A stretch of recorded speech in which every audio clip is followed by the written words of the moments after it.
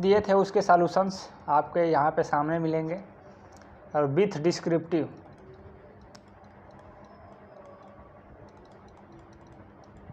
इसका मतलब कि एक क्वेश्चन में आपको 4 आंसर भी मिल सकते हैं, यानी एक क्वेश्चन से 4 क्वेश्चन आप तैयार कर सकते हैं।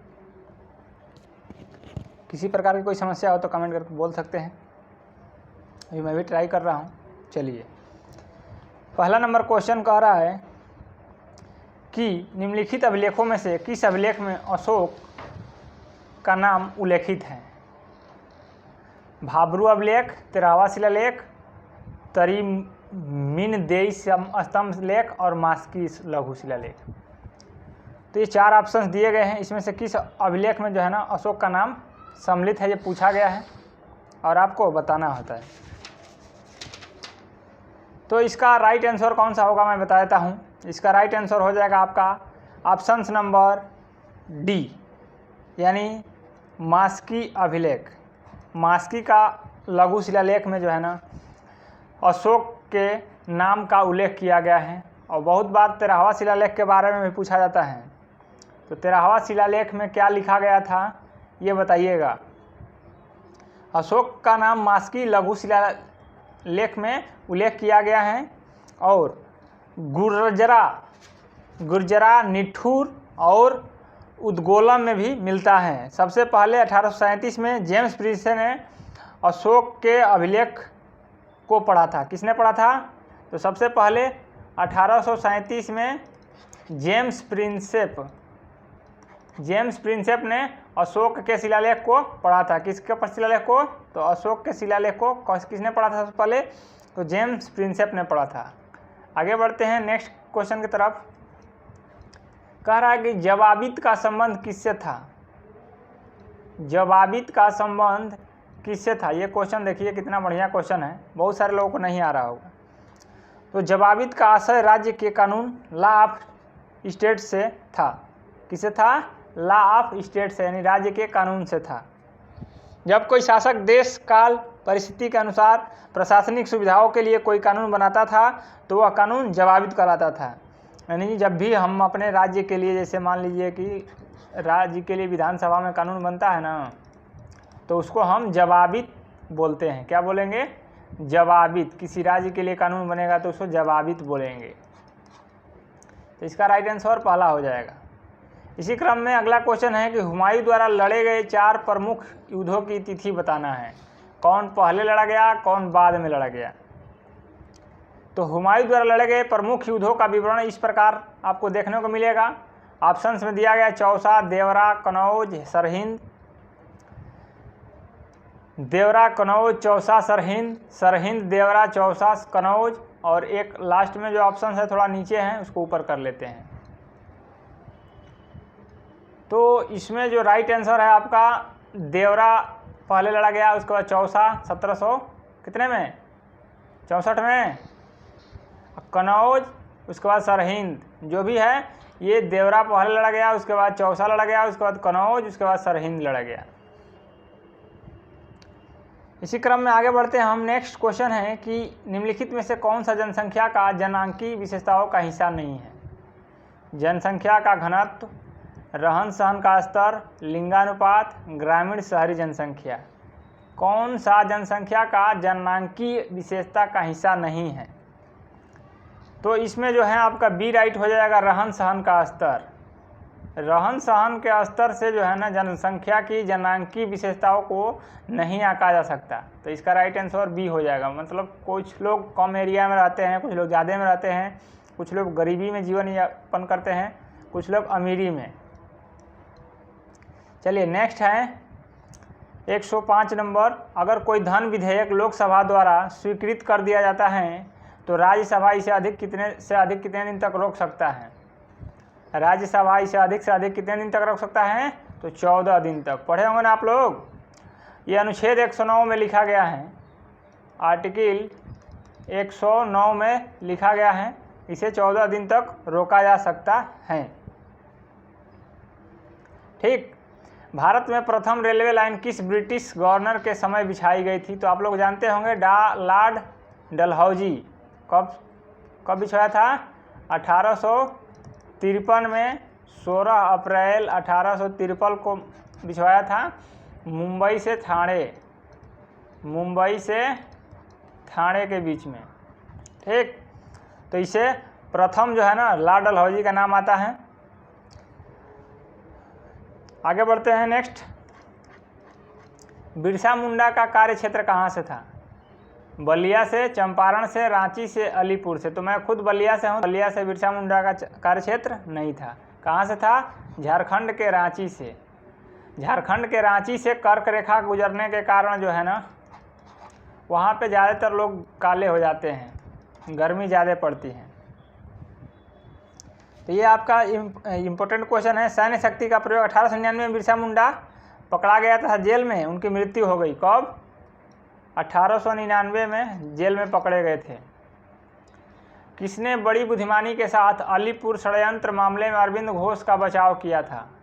बार बार पूछा जाता है कि अरविंद घोष का बचाव किसने किया था, यानी उनके वकील कौन थे, ये ऐसे भी पूछा जाता है। तो चित्तरंजन दास उनके वकील थे। और 1908 में, कब? 1908 में से मई 1909 तक एक महत्वपूर्ण कोर्ट में ट्रायल होता है। तथा 37 अभियुक्त संदेहास्पद थे और खुदीराम बोस, प्रफुल्ल चाकी के साथ अरविंद घोष भी अभियुक्त थे। उनका बचाव चित्तरंजन दास ने किया था। किसने किया था? चित्तरंजन दास ने किया था।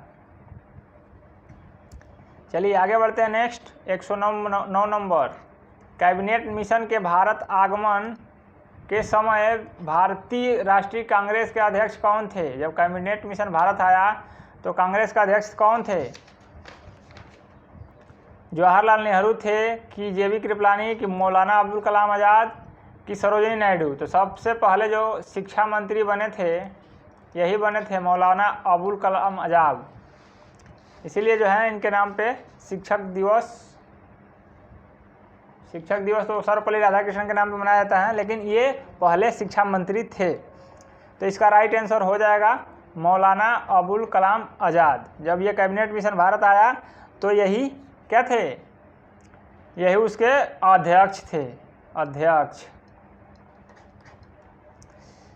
नेक्स्ट है कि भारतीय संविधान में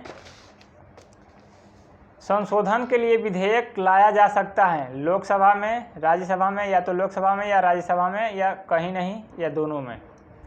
भारत के सर्वोच्च न्यायालय में तो विधेयक लाया नहीं जा सकता क्योंकि ये फैसला करने का काम करता है, तो ये ऐसे ही गलत हो जाएगा। तो या तो लोकसभा में ला सकते हैं या तो राज्यसभा में, लेकिन पास दोनों में होना चाहिए। दोनों में पास होगा तभी जाकर राष्ट्रपति साइन करेंगे तो कानून बनेगा। क्या बनेगा? कानून। चलिए अगला है नेक्स्ट। भारत का क्षेत्रफल संसार के क्षेत्रफल का 2.4% है, परंतु इसकी संपूर्ण जनजाति की 16.5% जनसंख्या है।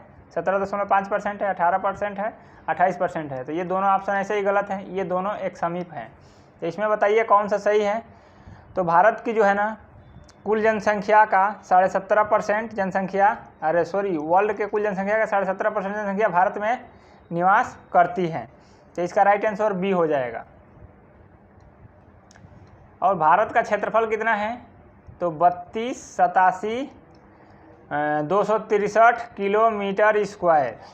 कितनी है? 32,87,263 किलोमीटर स्क्वायर।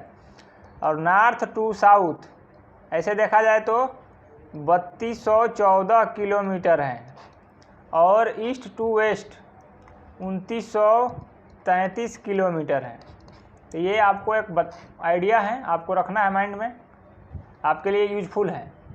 कौन सा महत्वपूर्ण घटना जलियांवाला बाग नरसंहार के तुरंत पहले हुआ था, तुरंत पूर्व घटा था?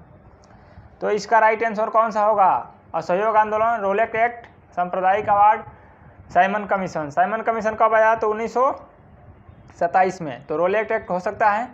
असहयोग आंदोलन 1920 में होता है। सांप्रदायिक अवार्ड भी नहीं है। तो इसका राइट आंसर रोलेट एक्ट 1919। और जलियांवाला कांड 13 अप्रैल 1919। तो ये एक दूसरे के पास है, तो यही राइट आंसर भी है। तिब्बत में मानसरोवर झील के पास नदी का स्रोत है, वह है कौन? ब्रह्मपुत्र नदी है कि सतलज है कि सिंधु है कि सभी है? तिब्बत में कौन सी नदी निकलती है बताइए? तिब्बत में सभी नदियाँ निकलती है, ब्रह्मपुत्र भी, सतलज भी और सिंधु भी। तो इसका राइट आंसर उपयुक्त सभी। नेक्स्ट 14 नंबर, भारतीय संविधान के निम्नलिखित अनुच्छेदों में से कौन सा अनुच्छेद राज्य की सरकारों को ग्राम पंचायतों को संगठित करने का निर्देश देता है? अनुच्छेद 40। अनुच्छेद कौन देता है? अनुच्छेद 40 देता है ना। 114 का बी 140 अनुच्छेद 40 देता है। और अनुच्छेद 32 का देता है संवैधानिक उपचारों का अधिकार। संवैधानिक उपचारों का अधिकार अनुच्छेद 32 देता है। और अनुच्छेद 51 का देता है। और अनुच्छेद 51 क भी होता है, तो क में मौलिक कर्तव्य हैं। और अनुच्छेद 51 क्या कहलाता है और अनुच्छेद 48 क्या कहलाता है? दोनों इंपॉर्टेंट्स हैं। परिस्थितिकी संतुलन बनाए रखने के लिए न्यूनतम वन आवरण अनिवार्य है। कितना परसेंट? जो संपूर्ण भूमि विभाग का 33% अनिवार्य है। कितना? 33%। सीपीयू का फुल फॉर्म पूछा गया था, सेंट्रल प्रोसेसिंग यूनिट। क्या होता है? Central processing unit. Police unit मत मार देना।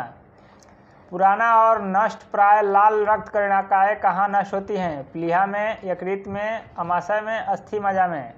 तो देखिए यकृत में तो गलत हो जाएगा डायरेक्ट ऐसे ही। एक बचा अस्थि मज्जा और एक बचा प्लीहा। अमाशय में भी नहीं होगा, ये पेट के अंदर की मामला है और ब्लड चारों तरफ रहता है, बाहर भी रहता है। तो 117 का क्या हो जाएगा? प्लीहा राइट आंसर हो जाएगा। ये अस्थि मज्जा भी नहीं होगा। मृदा अपरदन रोका जा सकता है अति चराई से, वनस्पति के उन्मूलन से, वनारोपण से, उपरोक्त में से कोई नहीं।